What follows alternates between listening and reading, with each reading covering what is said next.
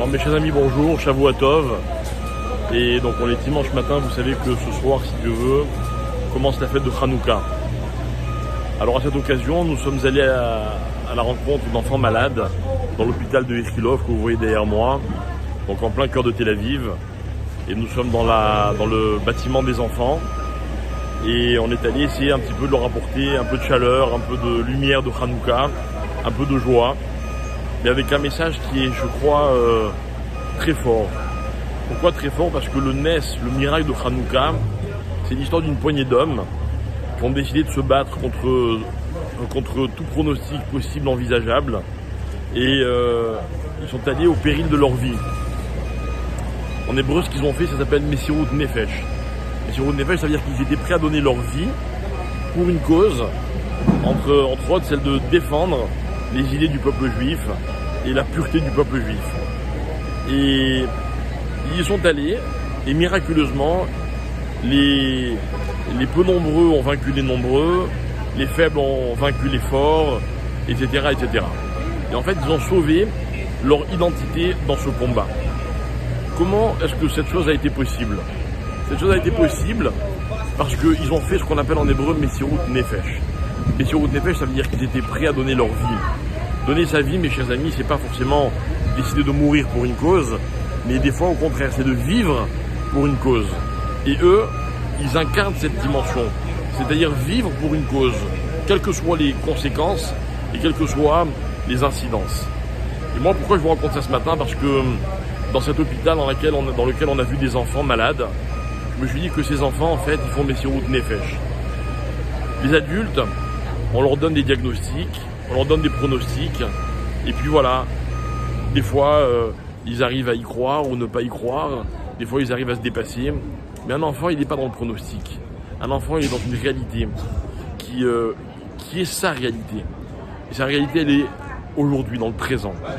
Un enfant, en fait, il incarne l'avenir, et voilà pourquoi son présent est en lui-même un avenir. Et je crois que c'est ça, Messirut Nefesh. C'est de se dire que finalement, la finalité de la vie, c'est aujourd'hui, c'est maintenant. C'est le combat que je mène à l'instant même, à l'instant T, comme on dit en français. Et je ne me projette pas vers l'avenir. Je ne me demande pas est-ce que ça vaut la peine de se battre, est-ce que ça va marcher, est-ce que je vais réussir. Je me bats parce qu'il faut se battre. Et bien souvent, face à la maladie, face à l'épreuve, on a tendance à baisser les bras en se disant c'est perdu d'avance, je ne vais pas réussir, tout le monde m'a dit que. Et l'enfant, il ne voit pas les choses comme ça. L'enfant, lui, ce qu'il veut, c'est gagner le combat d'aujourd'hui. Aujourd'hui, il veut vivre. Et voilà pourquoi c'est l'avenir.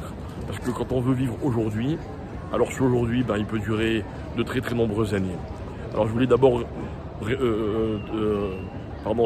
souhaiter à tous les enfants de cet hôpital, Refoua Shlema, et pas que de cet hôpital, à tous les enfants à travers le monde qui sont malades, et leur dire que finalement ils nous donnent une grande leçon.